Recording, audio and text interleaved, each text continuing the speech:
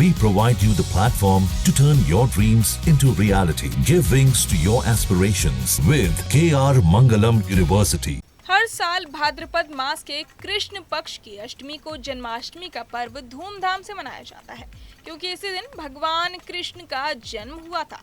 इस बार खास बात यह है कि लंबे समय बाद गृहस्थ और वैष्णव दोनों ही समुदाय एक साथ जन्मोत्सव मनाएंगे और व्रत रखेंगे। शास्त्रों में बताया गया है कि श्री कृष्ण का जन्म रोहिणी नक्षत्र में मध्य रात्रि के समय भाद्रपद कृष्ण अष्टमी को हुआ था। इस साल जन्माष्टमी पर कई शुभ संयोग बन रहे हैं, जैसे सर्वार्थ सिद्धि और अमृत सिद्धि योग, जो इस दिन के महत्व को और बढ़ा रहे हैं।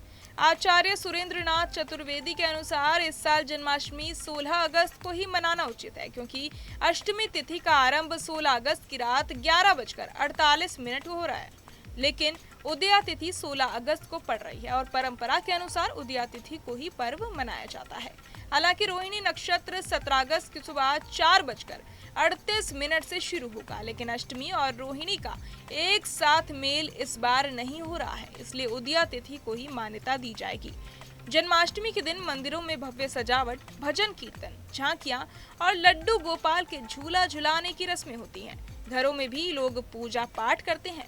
मध्य रात्रि को श्री कृष्ण जन्मोत्सव मनाते हैं, उन्हें पीले वस्त्र पहनाकर भोग लगाते हैं और माखन मिश्री अर्पित करते हैं। श्री धाम वृंदावन में तो ठाकुर बांके बिहारी मंदिर में जन्म के तुरंत बाद मंगला आरती का आयोजन होता है, जिसमें शामिल होने के लिए देश भर से श्रद्धालु पहुंचते हैं। शहरों के मंदिरों में भी इस समय तैयारियां जोरों पर हैं। व्रत रखने के नियम भी खास हैं। जन्माष्टमी का व्रत सूर्योदय के बाद अष्टमी तिथि और रोहिणी नक्षत्र के समाप्त होने के पश्चात पारण करना चाहिए। ये उपवास लगभग एकादशी व्रत जैसे ही नियमों से किया जाता है। व्रत संकल्प और पूजा विधि में सुबह स्नान करके साफ वस्त्र पहनना, पूजा स्थल को स्वच्छ करना, लड्डू गोपाल का पालना सजाना, गंगा जल और कच्चे दूध से अभिषेक करना, साफ कपड़े पहनना, श्रृंगार करना, पालने में बिठाकर झूला झुलाना, फूल और अक्षत लेकर व्रत संकल्प लेना, आरती करना, भोग लगाना और क्षमा प्रार्थना करना शामिल है।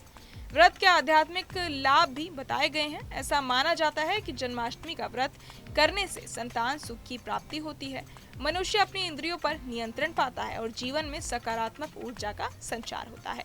कुल मिलाकर इस बार की जन्माष्टमी न सिर्फ धार्मिक दृष्टि से खास है, बल्कि शुभ योगों और सामूहिक उत्सव की वजह से श्रद्धालुओं के लिए एक यादगार अवसर बनने वाली है। बहरहाल इस पूरी जानकारी को सुनकर आप क्या कुछ सोचते हैं, हमें कमेंट बॉक्स में जरूर बताएं और बाकी तमाम खबरों के लिए सब्सक्राइब करें न्यूज नेशन। जहां भक्ति है हर शब्द में, कथाओं में छुपे हैं दिव्य रहस्य और ज्योतिष देता है जीवन को दिशा। धर्म से जुड़ी हर बातों को जानने के लिए हमारे चैनल स्तुति को सब्सक्राइब करें। चैनल पर जाने के लिए इस लिंक पर क्लिक करें।